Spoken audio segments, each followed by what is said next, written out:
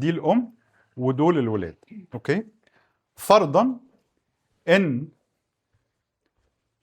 في واحده فيهم الام دي كان عندها اسبابها، فمامتها توفت، كانت محتاجه سبورت ما خدتوش وكده، فواحده من الاولاد قررت انها تلعب، لا تقف فوقيها، تلعب دور بيرنت لامها.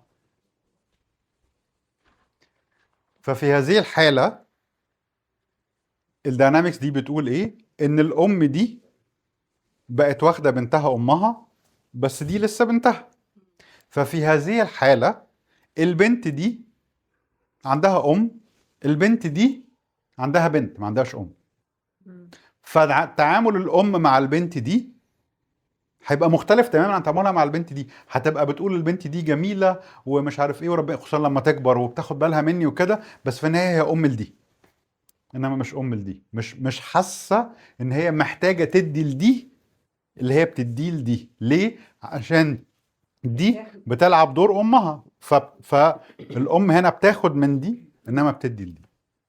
عشان كده كتير قوي ناس يقولوا ايه، لو انا مثلا جبت دي بتتكلم على امها ومره بتتكلم على امها، شيرين هتقول ماما دي جميله جدا وبتعمل لي كل حاجه، مره هتقول ماما دي عمرها ما بصت عليا، ودايما طالبه بتطلب مني حاجات، وبتقول لي بس انت كويسه لما بعمل لها الحاجات بتاعتها. فان ذات سنس احنا مفيش لينا نفس الام والاب، على حسب الادوار اللي كانت موجوده في السيستم بنتسكن في حتت.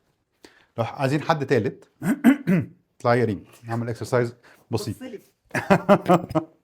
اوكي، لو احنا افترضنا بقى كمان ان ريم هنا كانت اخت كمان.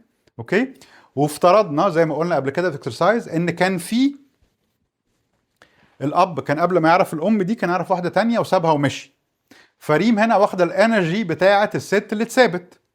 في هذه الحاله ريم هتبقى واقفه جنب الام كانها ضره ليها في علاقتها بالاب. فهنا بقى في 3 ادوار مختلفه ل3 من الاطفال، واحده بنت الام، واحده ضره الام، واحده ام الام.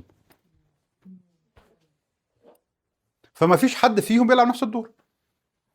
مين اللي هنا واخد الشعور بتاع الام؟ هي البنت دي بس. البنت دي علاقتها بالام غالبا هيبقى فيها على طول فريكشن، والام تبقى من ناحيه بتحبها ومن ناحيه تقول البنت دي فيها حاجه كده على طول بتغيظني، على طول بتستفزني، مش عارفه هي بتعمل ايه، هي ليه حاطه نقرها من نقري، هي ليه شايف نفسها في نفس الليفل بتاعي. اوكي،